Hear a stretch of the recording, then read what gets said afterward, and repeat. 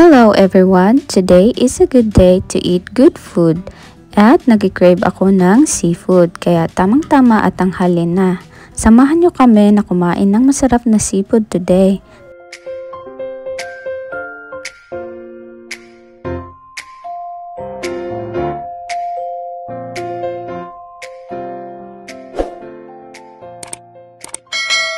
Kahit sobrang lamig, especially kapag buwan ng Pebrero, ay ito kami naglalakad sa Kanayama Station. May malapit daw na restaurant ng oysters. Tama ang narinig nyo. Dito nga kami kakain pero nadismaya kami kasi hindi nagyayatiro o hindi sila open. Pero nung tiningnan namin sa online ay open sila. Kaya ang ginawa namin is lumipat kami sa ibang lugar at naghanap kami ng restaurant na pwedeng kainan ng oyster. Let's go. Pagkatapos dito ay nag-attempt pa kami sa malapit na lugar dito sa Kanayama Station pero yun din wala ding tao. Oh my God! Kaya lumipat kami sa ibang lugar. Dito kami napadpad sa Midland Square Cinema. Very nostalgic ng lugar. Dito ako madalas manood ng sine dati. Sa baba nito ay may marami ding restaurant na nagpa-reserve na kami kanina bago pumunta dito. From Kanayama Station, it takes 16 minutes by car para makarating dito sa Midland Square. I'm here! Buti na lang talaga at nakaabot pa kami at ayan na nga at umu-order na kami ng kakainin namin. At syempre itong oyster. Mukhang masarap. Wow! Itong anak ko naman ay nagpapakyut. Sobrang gusto niyang ambience nitong restaurant at ang mga musika na piniplay dito. Madalas kasi alam niya. At ito na nga yung order namin. Mukhang masarap at natatakam na kami. Wow! At mukhang pricey nga dito pero okay lang. At ito na nga ang hinihintay namin, itong oysters. Wow! Itong oyster naman ito ay boiled. At ito naman ay ang fresh oysters. Sobrang natatakam na talaga ako at gura na kakainin na namin to. Tulad ko, alam kong natatakam na rin kayo. Grabe, sobrang tagal na nang huli akong nakakain ito. At ayan na nga at nilagyan ko na ng soy sauce at lalagyan ko ng lemon later. Marami namang mga pwedeng ilagay tulad ng gusto mo yung maanghang o soy sauce at yung ponzu. Wow! So ayan na, the moment of truth. Sobrang laki, grabe.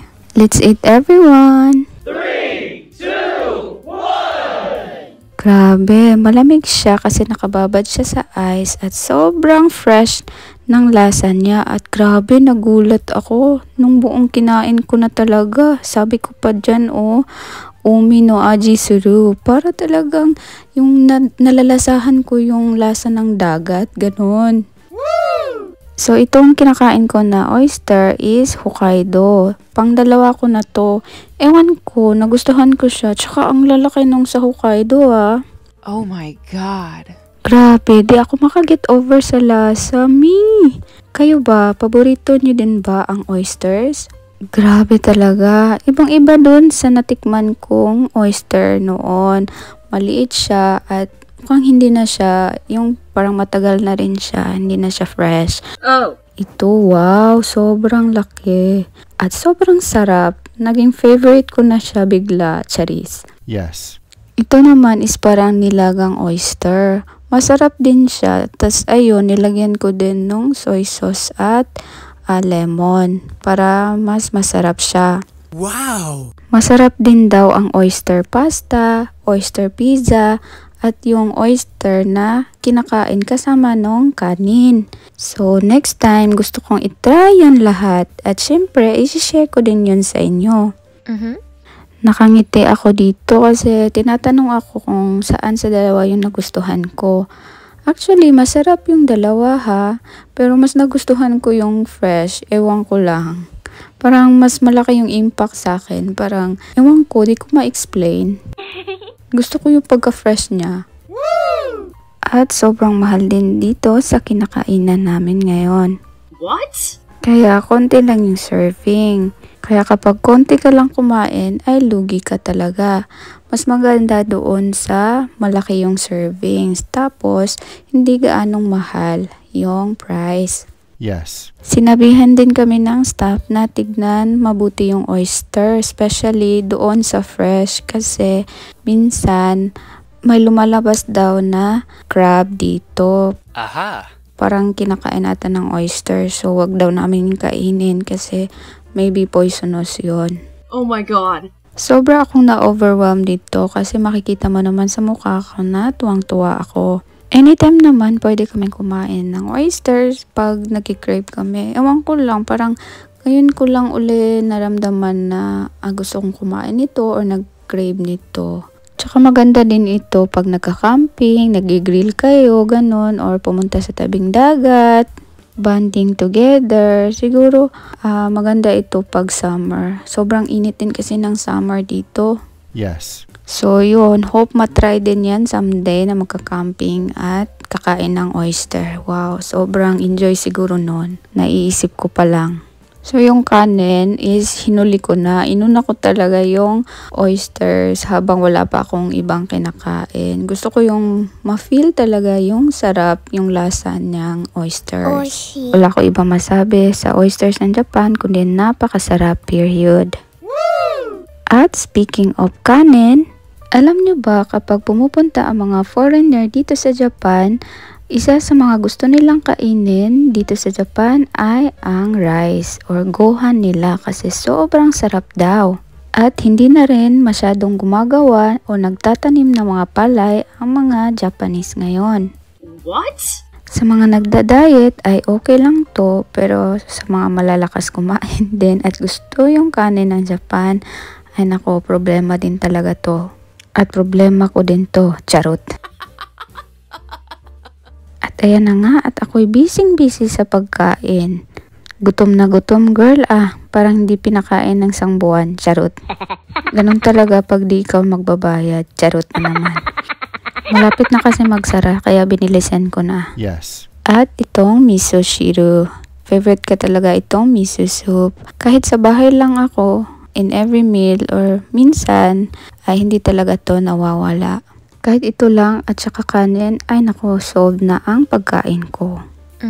May mga iilan din naman na kumakain dito sa restaurant. Tsaka ang dami ding pwedeng pagpilian na restaurant dito sa kalapit at mga masasarap din ang mga pagkain nila.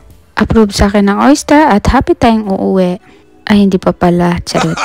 Ayan, pagkatapos namin kumain, ay nagbayad na kami. Siyempre, di pwedeng magbayad. At sobrang mahal, grabe. Goodbye isang lapad, charot. Goodbye. Ang ganda din talaga mag-strolling dito sa May City kasi kahit yung mga building nila ay ang gaganda tingnan. Hindi crowded, walang masyadong tao. Madalas kasi pag Monday is maraming mga restaurant na close, parang day off nila. Yes. So papunta kami sa mall ngayon kasi nga itong si Bulinggit ay gustong tumingin daw ng hedgehog or harinezumi. Kaya dito kami unang tumungo sa pet shop. Hindi lang hedgehog ang makikita mo dito, may mga iba't ibang klaseng ipon. Cute nga nila eh. Wow! Tsaka may mga malalaki din na ibon. Grabe yung nakita ko yung presyo. Naku day, sobrang mahal. Oh. What? Oh my god. Sobrang tuwang-tuwa din itong anak ko dito sa maliit na fox. Sabi niya para daw nakikipaglaro din ito sa kanya. Okay lang anak, kung hanggang tingin lang, wag mo lang yan ipabili sa amin. Naku po. Ito yung gusto makita ng anak ko at ayan at tulog sila. Hello, friend. May pet na kaming ganito sa bahay. Isang white hamster. Sobrang cute niya. kawaii ne. Bigla kong naalala na kukonti na lang pala ang pagkain ng alaga naming hamster sa bahay. Kaya bumili na kami, mahirap na maubusan. Ang lakas pa naman kumain ng alaga naming si Winter. Pagkatapos ay pumunta na kami dito sa game center. Let's go. Gusto daw niya maglaro, kaya pinayagan na namin kahit saglit. Tuwang-tuwa naman at ayaw pang huminto habang di nauubos yung coins. Napadaan kami saglit dito sa Starbucks at meron silang mga bagong inumin at ito yung mga mugs nila. Wow! At ayan, at food trip na naman. Umupo lang kami saglit habang naghihintay ng oras. May nihintay lang kasi kami kaya umupo muna kami dito at nag-relax. Yummy! At dumaan na rin kami dito saglit sa Donkey at nag-grocery na mga kailangan namin sa bahay. Yes. So everyone, hanggang dito na lang muna ang vlog ko for today. At ayan na, at gabi na nga nang nakalabas kami sa Donkey. And also, don't forget to subscribe to my channel, like, and you can comment down below. Thank you. Hope you guys are happy to watch this video. Thank you so much and matane. Salamat po!